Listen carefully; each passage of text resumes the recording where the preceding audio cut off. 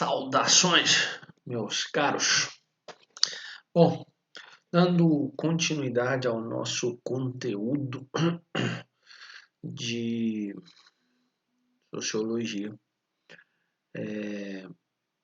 a gente ainda segue no processo de formação do Estado brasileiro.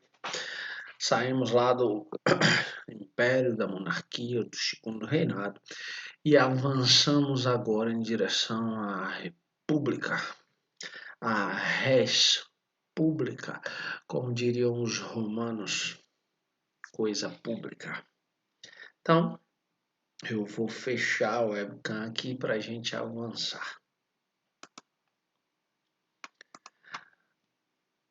Advém a República. Bom, a República, como todos sabem, foi proclamada em 15 de novembro de 1889, pouco mais de um ano depois da abolição da escravatura. E o que é mais interessante é que ela não foi proclamada como um fato benquisto, desejado e com uma perspectiva de melhora. Ela é sim fruto de um golpe dado pelos militares, e esse golpe instaura a República. Prova determinante de que é um golpe e que só havia sido literalmente planejado até aquele momento, porque logo no dia seguinte o Diário Oficial da União informa que o país será governado por um governo interino até a elaboração de uma constituição, ou seja, de uma carta magna que regesse os trabalhos e organizasse de certa forma a os trabalhos da República. Tranquilo? Então vamos transitar por essa trajetória da República até 85, fim da ditadura militar. O que é interessante é que quando a gente se debruça sobre a história do Brasil, para estudá-la, para refleti-la, para acompanhar seus fatos e os desdobramentos desses fatos, porque quer queira, quer não, somos parte dessa história. Eu sempre me recordo de uma frase que virou meme e a gente vê recorrentemente aparecendo em tudo quanto é canto na internet. Abre aspas, o Brasil não é para amadores. Fecha aspas. Eu não sei quem é o gênio dono dessa frase, mas ao nos debruçarmos sobre a história desse país, de fato, House of Cards não chega nem perto do que é possível se construir, por exemplo, se se fizesse uma série dessas no rumo da Netflix, pensada Era uma vez Brasil, porque a forma como o poder é constituído, as diversas alianças entre antes inimigos, os desfazeres de alianças, os embates políticos, econômicos, sociais, ideológicos, a forma como a gente vai assistindo o decorrer do tempo, os grupos ascendendo e caindo do poder, é algo gritante. E o que é interessante é como o povo, de certa forma, acaba sendo massa, literalmente massa de manobra, aquela massazinha de modelar que a gente brinca quando é criança. O povo sempre esteve ao bel prazer desses políticos. E a gente assiste isso no desenrolar dessa história, dessa formação do Estado brasileiro. Então, sem mais delongas, vamos a ele. Bom, quando a gente pensa na Primeira República, tá lá entre 1889, ou seja, o ano de fundação da República, o ano de proclamação, até 1894. Por que 1894? Porque é exatamente a partir de 1894, quando o governo deixa sua base, sua estrutura militar, dito quando foi fundado em 89, e passa a ser, a partir de 1894, um governo civil. Um governo civil composto, em sua grande maioria, por lideranças políticas que dialogavam com os interesses dos grandes produtores, sejam dos grandes cafeicultores, sejam das elites do Brasil. Então, esse governo vai governar atendendo aos interesses dessa galera.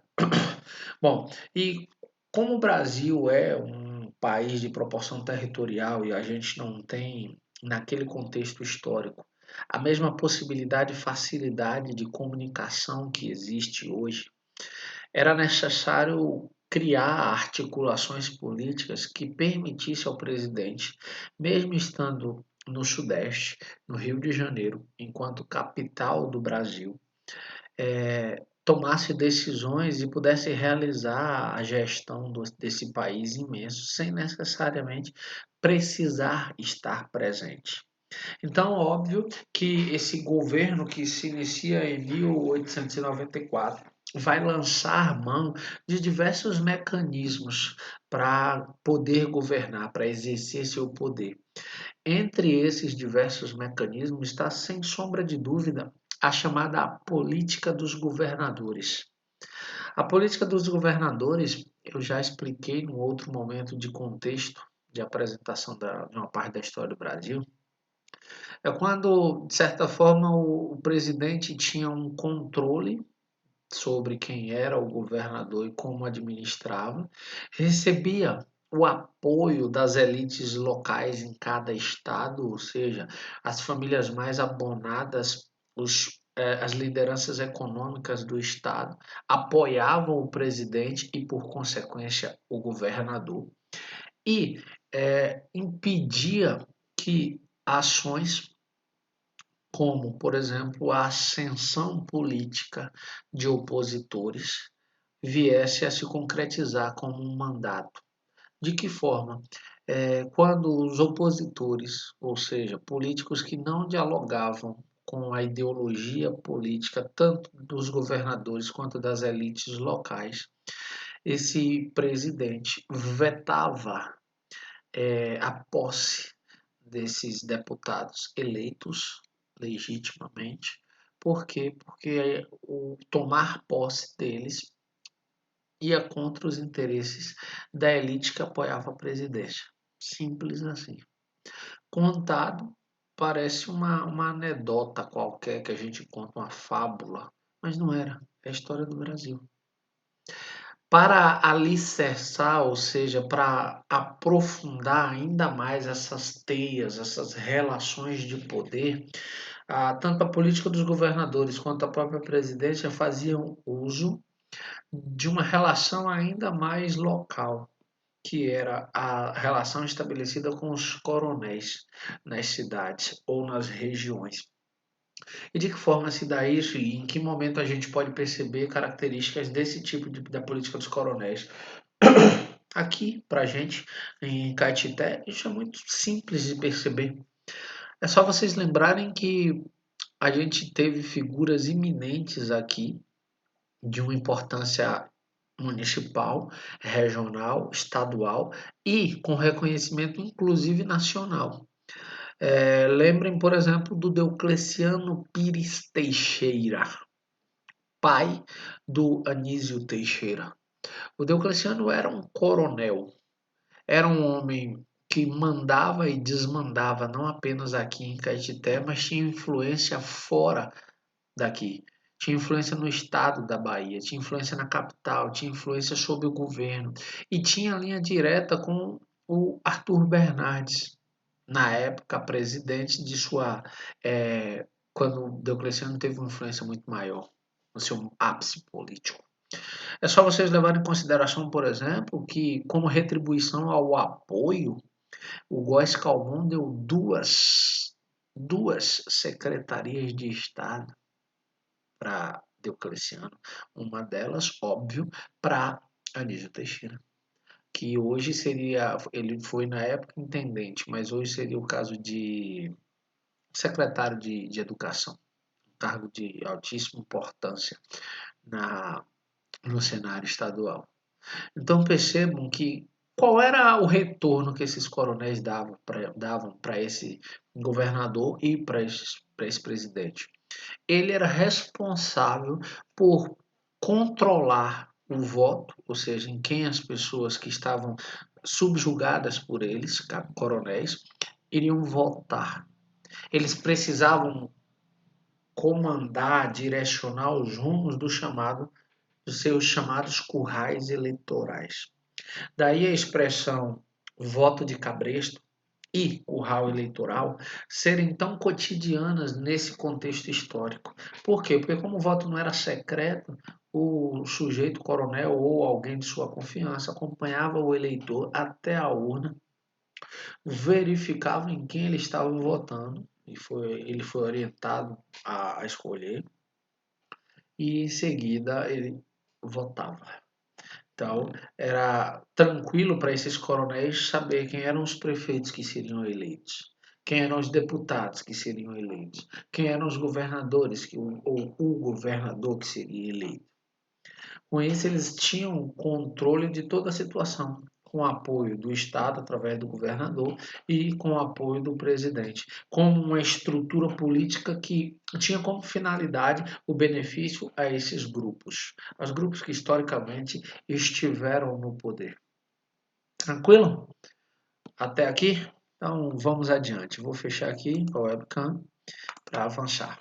Bom, lendo para contextualizar o que eu já disse e expliquei, sob o governo dos militares Eudoro da Fonseca e Floriano Peixoto, estruturou-se a chamada República da Espada, a chamada Primeira República também. A partir de 94, o poder civil serviu aos interesses da chamada política café com leite.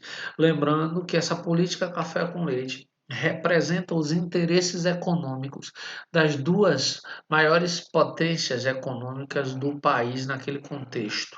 São Paulo como maior produtor e exportador de café e Minas Gerais como maior produtora de leite.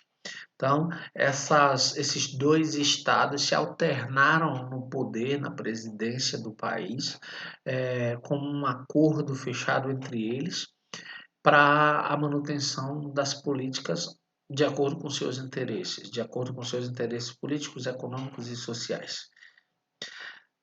A política dos governadores como mecanismo de manutenção do poder, ou seja, como eu havia dito antes, os caras eram direcionados para garantir que os interesses dos presidentes também fossem realizados nos espaços estaduais. E, por meio dessa política, a elite econômica se comprometia a apoiar as decisões do presidente e este, em reconhecimento, negava-se a diplomar os parlamentares de oposição ou da oposição eleitos no Estado. Percebe como a política ela estava literalmente na mão das elites brasileiras? Aí você pode me perguntar, ué, Theo, isso saiu? E aí eu digo, reflitam vocês mesmos. Reflitam sobre.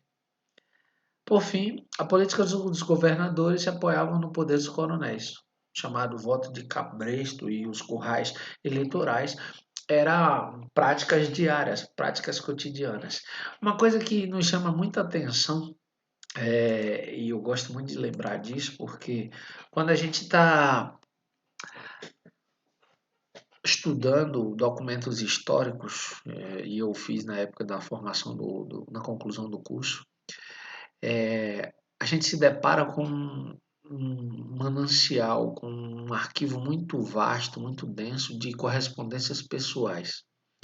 E essas correspondências pessoais, que são estudadas por nós historiadores para a construção dos nossos trabalhos, elas nos dão uma dinâmica muito interessante de como não apenas as relações sociais eram estabelecidas, mas principalmente como se davam as relações de poder.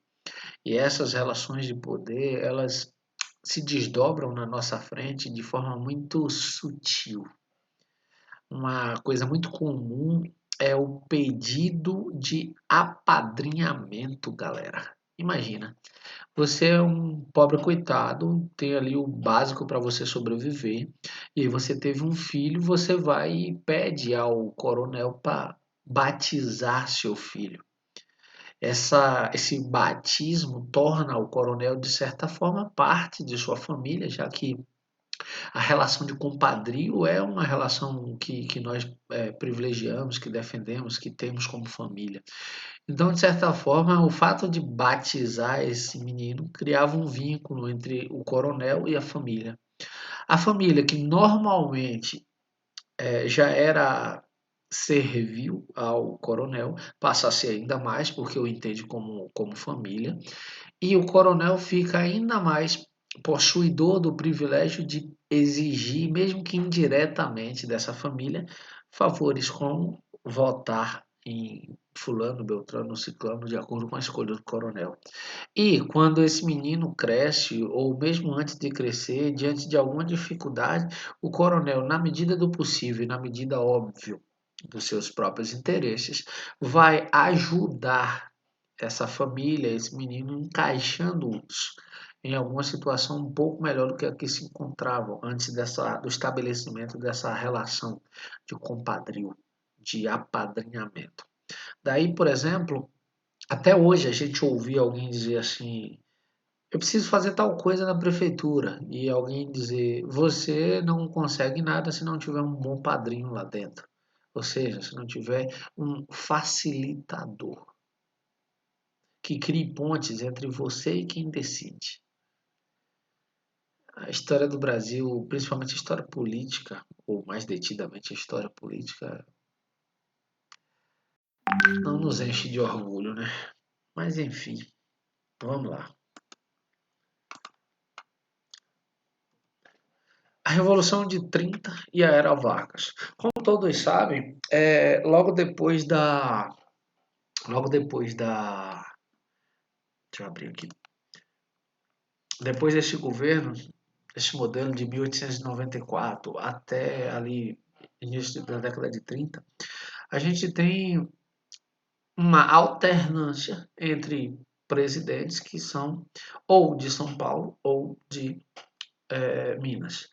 Então, isso gera, de certa forma, uma inquietação em toda a população brasileira, em todos os outros estados. Por quê? Porque é só desses dois estados que devem surgir os presidentes. Porque só desses estados que os partidos políticos têm o direito de indicar quem vai concorrer para a presidência. E aí, outros partidos, outras lideranças políticas começam a se organizar para reverter essa situação. E aí, num desdobramento desse, é que Vargas ascende, através da Revolução de 30, a condição de presidente. E chegando à presidência da República em 30, Vargas tem como missão, tem como responsabilidade encaixar o Brasil, colocar o Brasil nos trilhos dos novos rumos que a economia brasileira tem que tomar, de certa forma, para se adequar ao modelo internacional, para fazer parte do capitalismo internacional. E aí cabe a Vargas essa responsabilidade. E ele começa a conduzir o Brasil a partir dessas ações, de uma intensa industrialização do país, uma intervenção estatal muito grande na economia, nos diversos setores, e com isso ele vai gerando um governo que dialoga tanto com as classes populares, não à toa o Vargas é chamado de pai dos pobres, mas ele também consegue dialogar também com os interesses de quem, sob o ponto de vista econômico, aponta os rumos do país. Então, de certa forma, Vargas fez ali um governo que tentou agradar tanto a um quanto a outro grupo. O que é interessante nesse processo todo é que esse governo de Vargas, ele começa em 30, a gente sabe, fruto da história, que ele vai se perpetuar até 45, ou seja, 15 anos de governo. No entanto, é muito normal que, sob um ponto de vista ampla, a gente pense que Vargas governou como quem navega em águas calmas. Não, não foi assim. Desde o iníciozinho lá do governo, dos 2 primeiros anos, Vargas começa a enfrentar uma oposição muito forte.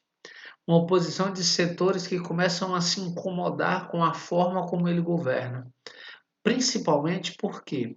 Porque o liberalismo já era uma teoria consolidada no cenário mundial. Ponto. Mas a gente teve ali em 29 a quebra da Bolsa de Valores de Nova York, o que de certa forma botou por terra as teorias liberais, principalmente da não intervenção do Estado na economia. Mas ainda assim, haviam aqueles que acreditavam que, passando essa recessão fruto da quebra da Bolsa de Valores de Nova York em 29, deveria se retomar os interesses e as propostas liberais.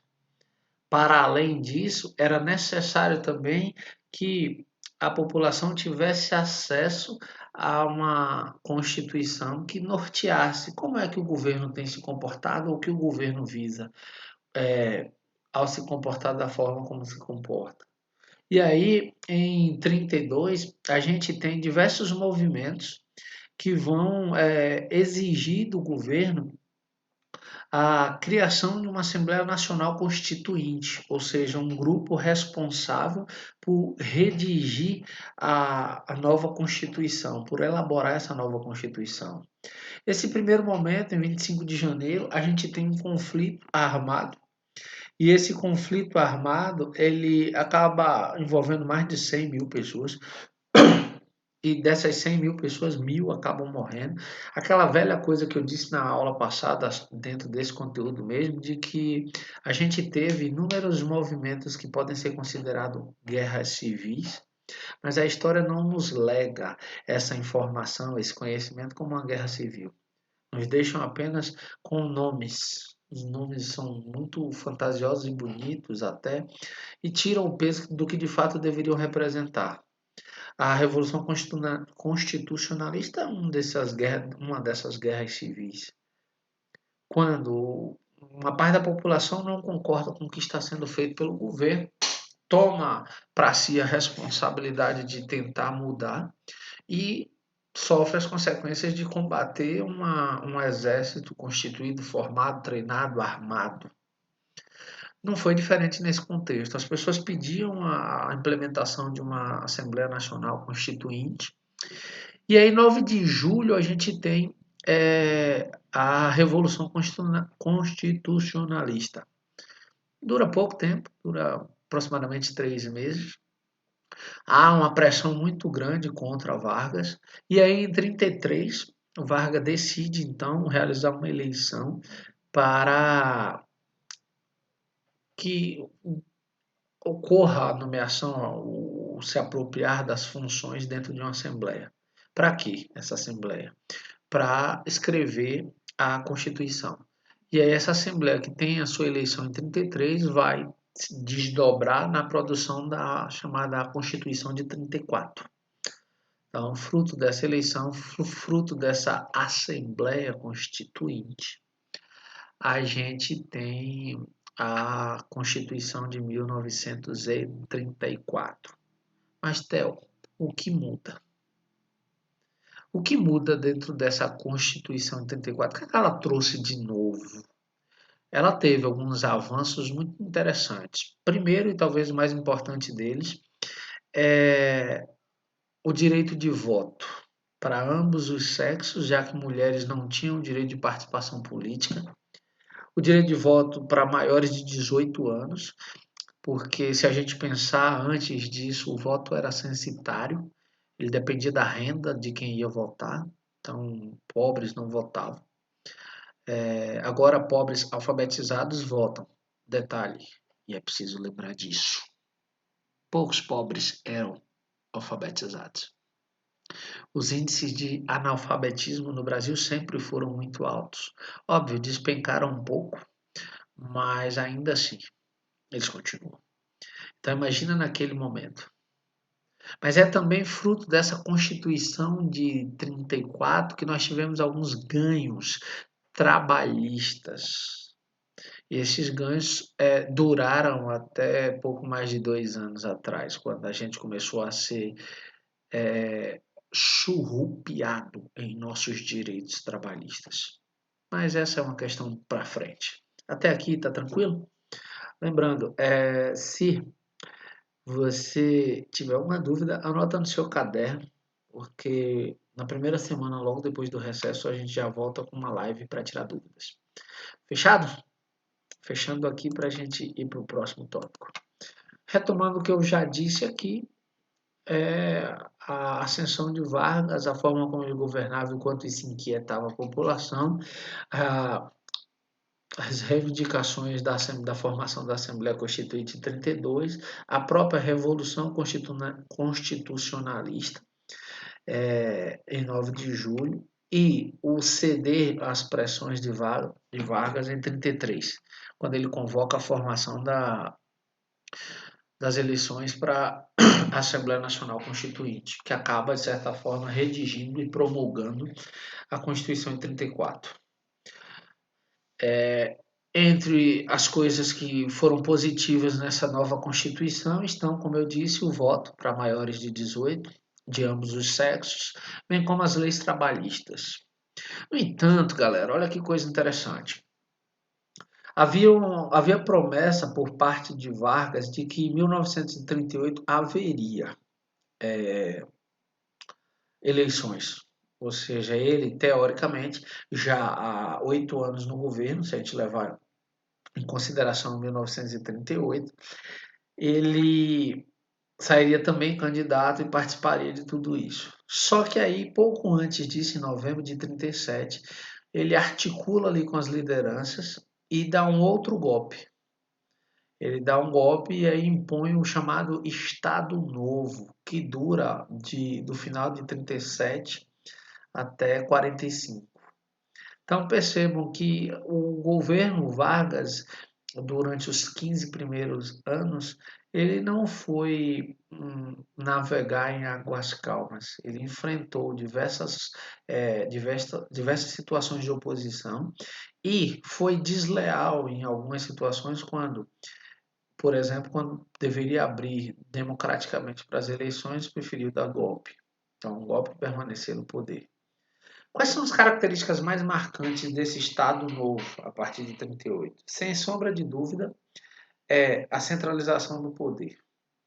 E essa centralização do poder cancelou ou se opôs veementemente às ideias liberais. A ideia de que a economia deveria funcionar separado do Estado, que o Estado deveria governar, mas a economia se auto-administraria. Não. O Estado Novo centralizou esse poder, barrou as ideias liberais e decidia os rumos que o país tomaria e quando tomaria. Fruto disso, os partidos políticos foram abolidos, extintos. Os sindicatos foram submetidos ao rígido controle do Estado. É muito comum cair em vestibular ou em Enem a expressão sindicatos pelegos. O que é essa expressão? O que ela quer dizer? É uma coisa que, de certa forma, a gente vê até hoje na política atual. É muito comum que, quando uma liderança desponta, ela seja cooptada pelo poder político. Por que cooptada pelo poder político? Para que ela não ofereça resistência. Até hoje essa prática política é comum. Na época de Vargas, ele usava o poder do Estado. Então, os sindicatos, com seus presidentes, com suas lideranças, eles recebiam benefícios por parte do governo, ou recebiam uma função dentro do governo, ou eram ameaçados pelo governo. E, com isso, eles acabavam fazendo e conduzindo o funcionamento do sindicato de acordo com os interesses do governo. Hoje, a gente tem uma espécie de atualização dessa relação de poder. De que forma? Vamos supor, como exemplo para vocês pensarem, que um bairro qualquer, vou pensar aqui o bairro que eu moro, o Ovidio Teixeira. Que o Ovidio Teixeira desponte aqui para o bairro uma liderança política. Alguém que decida fundar uma associação e que esteja à frente das principais reivindicações do bairro. E essa pessoa começa a influenciar muita gente, começa a ser a voz dessas pessoas que antes não tinham voz e começa a pressionar os poderes públicos, tanto o executivo quanto o legislativo, e começa a despontar na cidade como alguém que tem potencial político muito bom para resolver os problemas da cidade. É muito comum que o próprio poder instituído, ou seja, quem está no poder, copite, traga esse sujeito para o seu lado, dando um cargo, dando uma função dentro do poder. Para quê? Para calar essa voz que surge, para impedir que ele seja portador das reivindicações daquela população. E aí o governo para de ter essas reivindicações. É mais ou menos o que Vargas faz naquele contexto. Além disso, além de fechar congresso, além de censurar a imprensa, além de ter total controle sobre tudo que acontecia, quando acontecia e por que acontecia dentro das relações sociais presentes ali. Tá claro? Dúvidas, questionamentos ou indagações? Anota aí no caderno, a gente tira na próxima live. Eu vou avançar para o próximo tópico.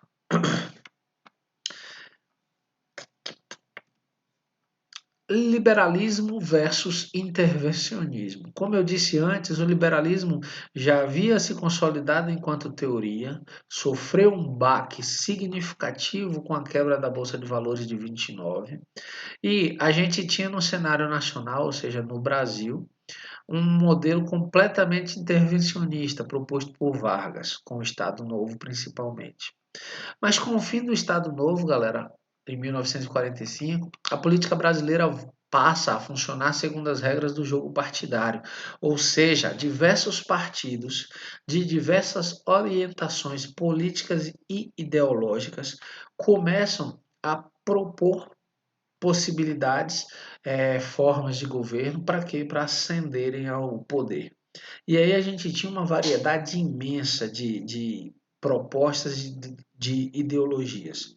Entre elas a gente tem, por exemplo, a UDN, União Democrática Nacional. Nesse partido em particular, a gente tem aqui uma parte de banqueiros, de grandes empresários que estavam preocupados que a economia funcionasse da melhor forma possível, mas que eram completamente contra a reforma ou as reformas que fossem beneficiar, por exemplo, as classes populares. E vocês devem estar se perguntando, Théo, mas com que interesse eles fariam isso? Simples. É só vocês lembrarem que o lucro de banqueiros e de grandes empresários é fruto do que deixam de pagar, é fruto do que deixam de repassar de forma justa pelo trabalho feito. Então, óbvio que as reformas que fossem beneficiar as classes populares iria diminuir o lucro desses grandes empresários, desses grandes banqueiros. Então, eles se opunham.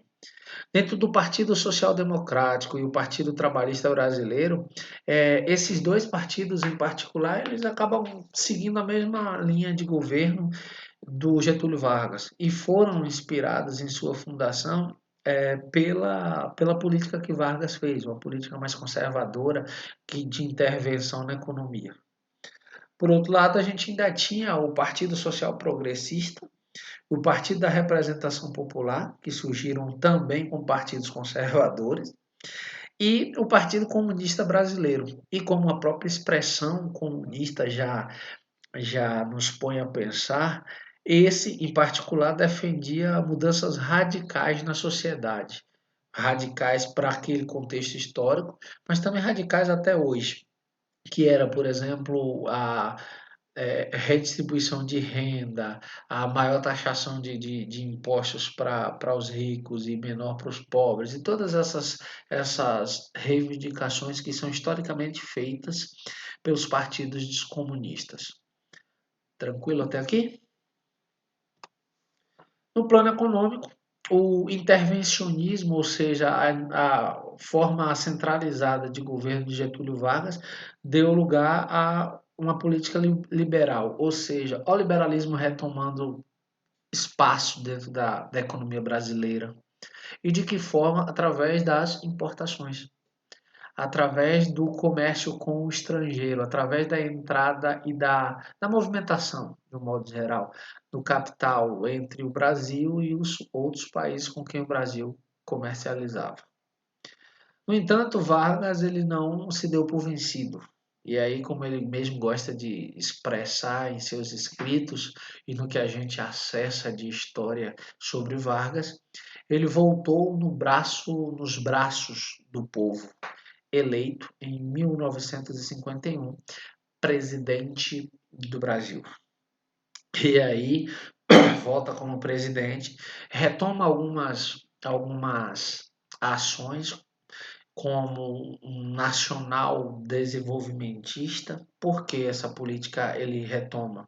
Porque, primeiro, ele centraliza novamente o poder, só que a gente não está falando mais da década de 30 nem da década de 40. A gente está falando da década de 50, depois do Brasil ter experimentado outras possibilidades nas relações econômicas.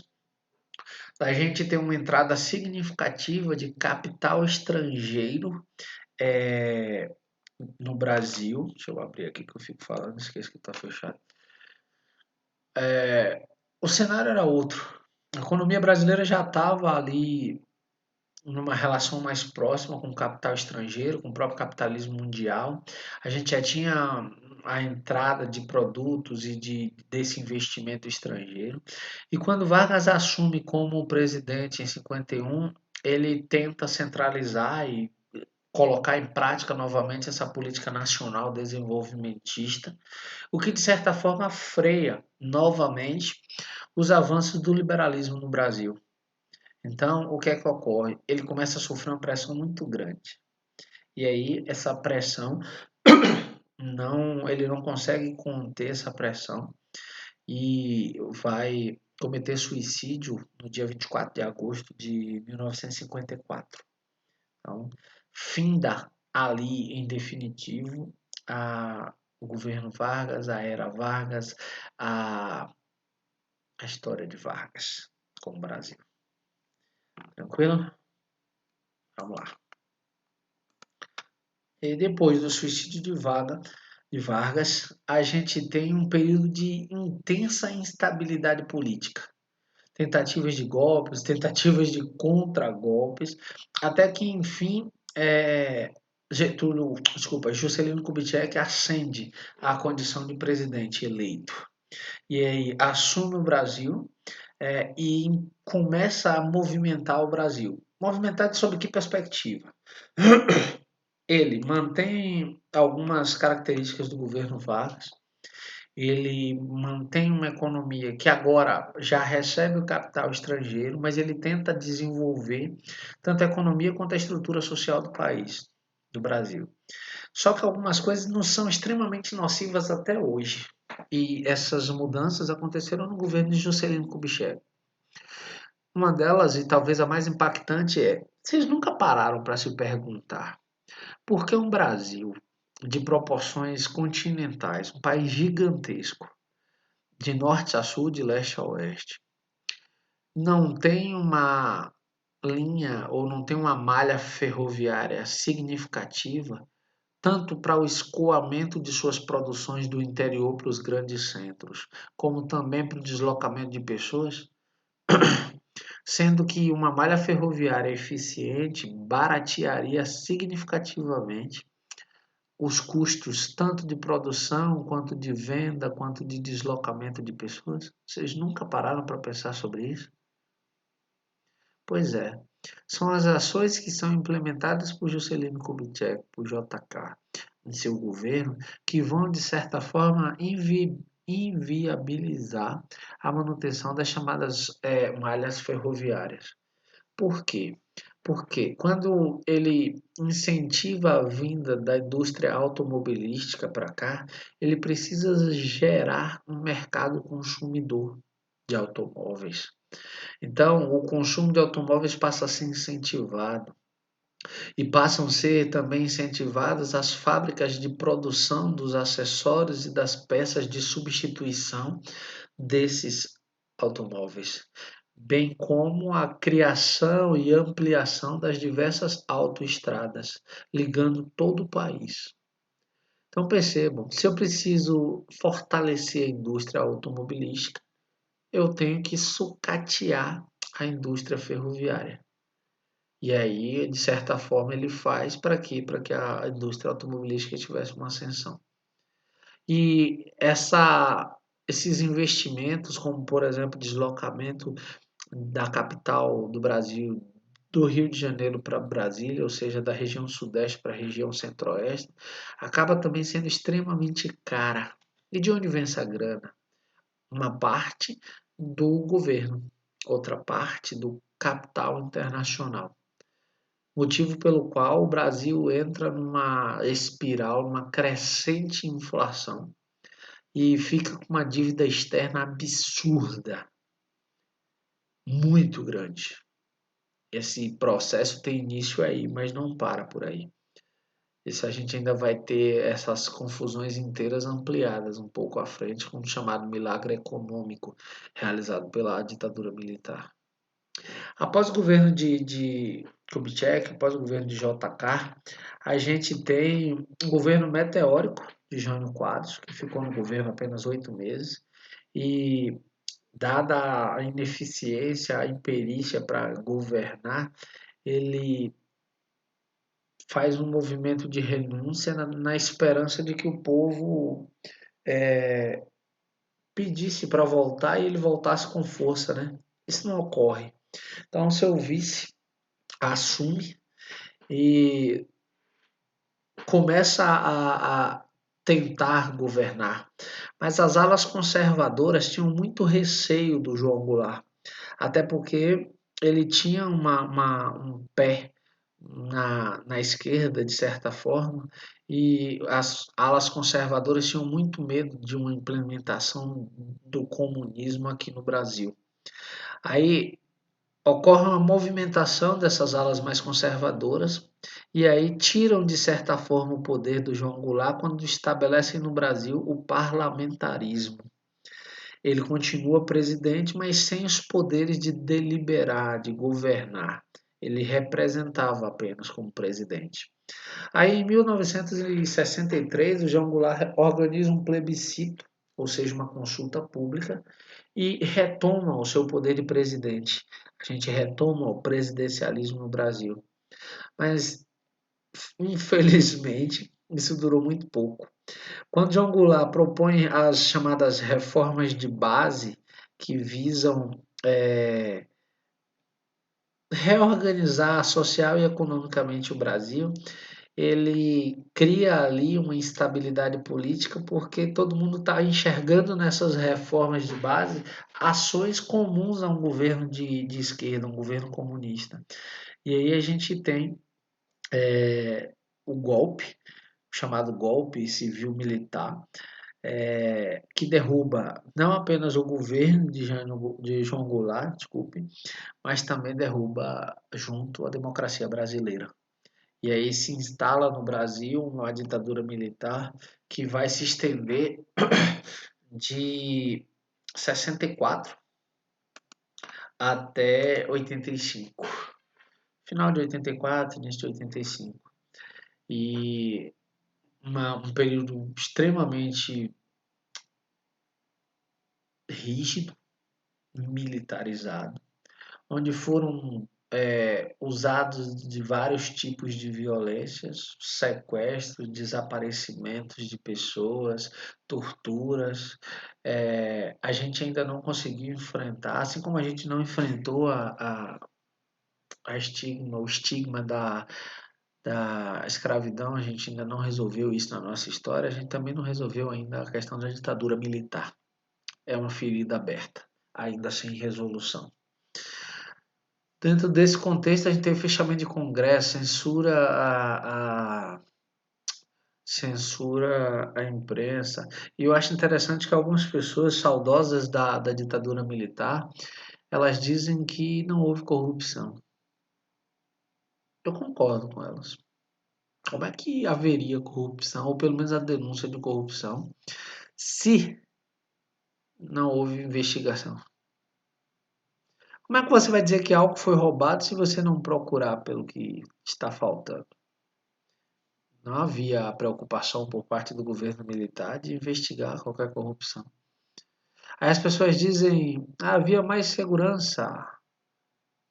Segurança é fruto de um Estado que funciona. Aí vocês vão dizer, mas teve um milagre econômico. Pois é, o Estado estava funcionando porque estava circulando muito dinheiro. Dinheiro principalmente vindo do capital estrangeiro. E esse capital estrangeiro, num dado momento, para de vir. E aí a gente já devia muito fruto dessa entrada.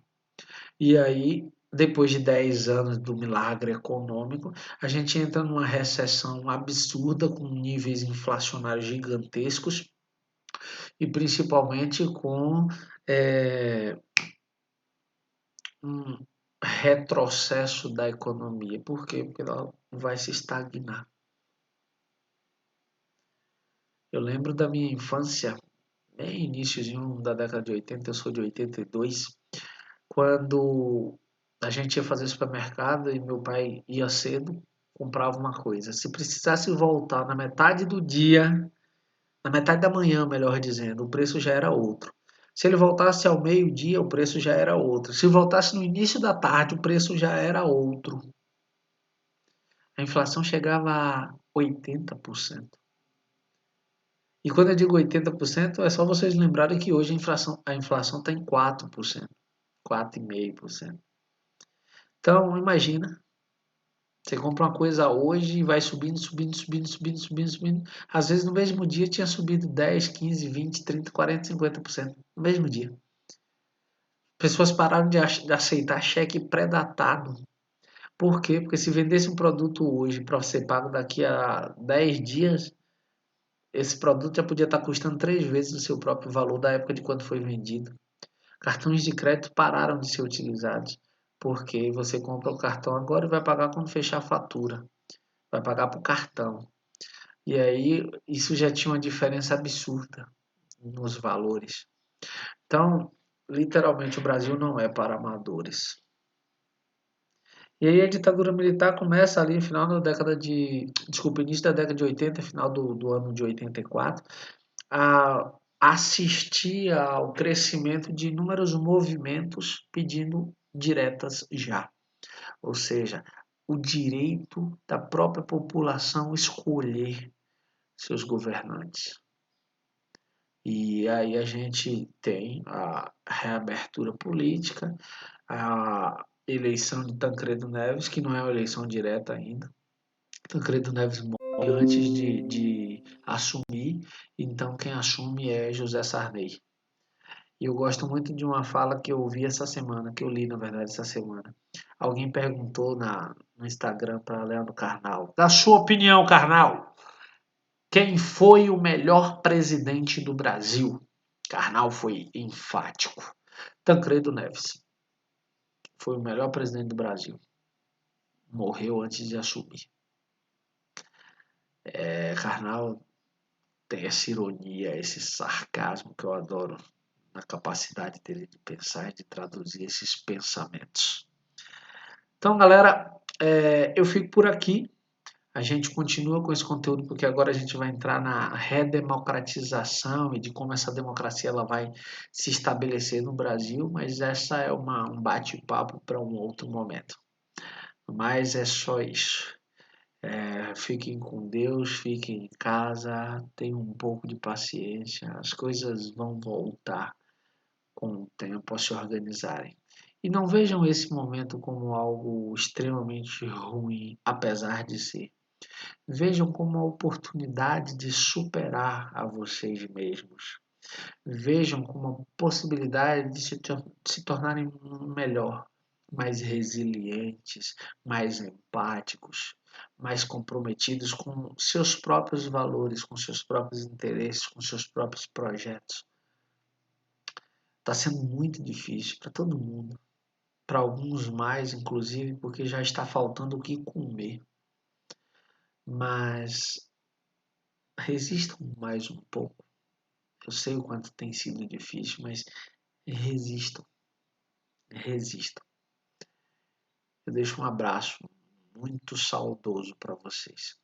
A gente vai se encontrar em breve. Tchau, tchau, gente.